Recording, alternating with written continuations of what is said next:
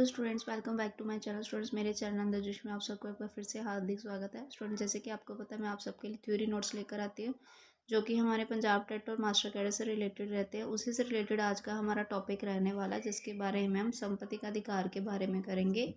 तो students, video शुरू करने से पहले जिन भी स्टूडेंट्स ने मेरे चैनल को सब्सक्राइब नहीं किया तो प्लीज़ सब्सक्राइब कर लीजिए, और सब्सक्राइब करने के बाद बेल आइकन को प्रेस करना मत भूलें।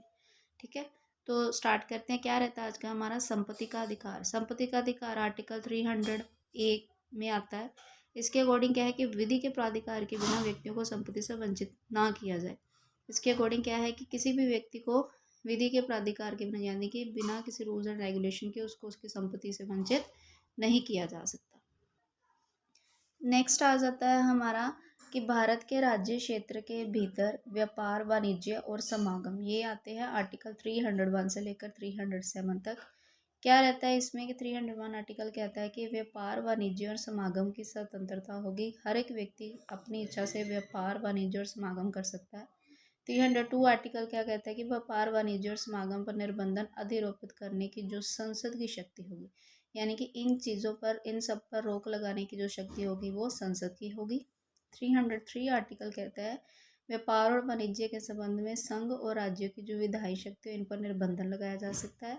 और 304 आर्टिकल के अकॉर्डिंग क्या है कि राज्यों के बीच व्यापार, वाणिज्य और समागम पर भी निर्बंधन, यानी कि दो स्टेटों के बीच में व्यापार, वाणिज्य, समागम पर भी निर्बंधन लगाया जा सकता है। और आर्टिकल 305 के अकॉर्डिंग क्या है कि विद्यमान विधियों और राज्य के एकाधिकार का जो उपबंध करने वाले विधियों की व्यावृत्ति होगी।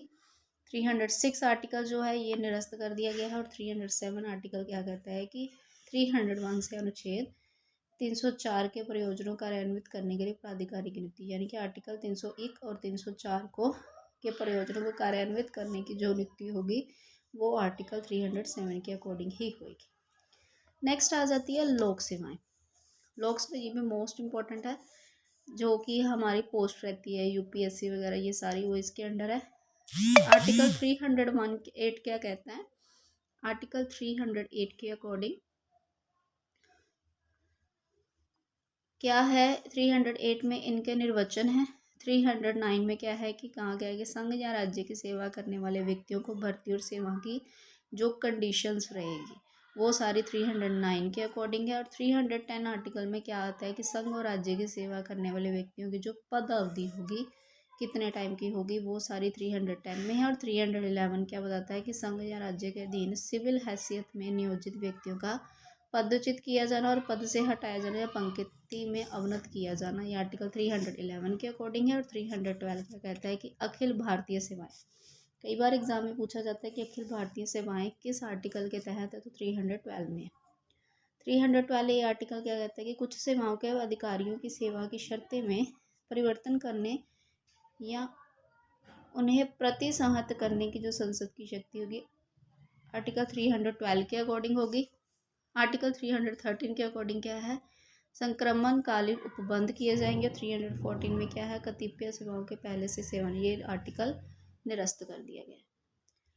नेक्स्ट आ जाता है आर्टिकल 312 ए क्या कहता है कि कुछ सेवाओं के अधिकारियों की सेवा की शर्तों में परिवर्तन किए जा सकते हैं और उन्हें प्रतिसंहत करने की संसद की जो शक्ति होगी, आर्टिकल 312 ए के अकॉर्डिंग होगी।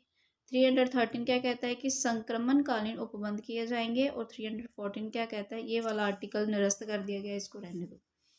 आगे आ जाता है लोक सेवा आयोग के अकॉर्डिंग क्या है कि 315 आर्टिकल क्या कहता है? संघ और राज्यों के लिए लोक सेवा आयोग बनाया जाएगा। 316 आर्टिकल क्या कहता है कि सदस्यों की नियुक्ति और उनकी पदावधि किस प्रकार होगी। 317 में क्या है कि लोक सेवा आयोग के किसी सदस्य का हटाया जाना और निलंबित किया, यानी कि लोक सेवा आयोग के किसी सदस्य को किस प्रकार हटाया, निलंबित किया जाए।